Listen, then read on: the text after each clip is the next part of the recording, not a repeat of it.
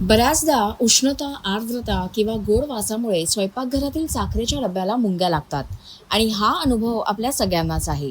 एकदा त्या आत शिरल्या की त्यांना बाहेर काढणं अत्यंत कठीण होतं. या समस्येमुळे केवळ त्रास वाढत नाही तर स्वच्छतेतही अडथळा येतो. तुम्हालाही या समस्येचा सामना करावा लागतो का? तसं असल्यास काय सोपी ट्रिक करायचे हे आपण जाणून घेऊया. साखरेच्या डब्यात मुंग्यांचा प्रादुर्भाव कसा टाळता येतो हे माहिती आहे का? जर तुमच्या साखरेच्या डब्यात मुंग्यांचा प्रादुर्भाव झाला असेल तर त्यात 2 ते 3 ताजी कडुलिंबाची पानं टाका. मुंग्यांना कडुलिंबाचा वास अजिबात सहन होत नाही. त्या काही मिनिटातच साखरेचा डबा सोडून जातील. यामुळे साखर खराब होण्यापासून वाचते. याशिवाय स्वच्छता करणे देखील अधिक सोपं आहे. मुंग्या परत येऊ नयेत यासाठी काय करावं असा प्रश्न जर तुम्हाला पडला असेल तर डबा पूर्णपणे कोरडा ठेवा. साखरेच्या डब्याचं झाकण घट्ट लावा आणि हवाबंद डबा वापरा. याशिवाय साखरेच्या डब्यात नेहमी कडुलिंबाची पानं आणि लवंगा ठेवा. लवंगेच्या तीव्र वासाने मुंग्या दूर राहतात.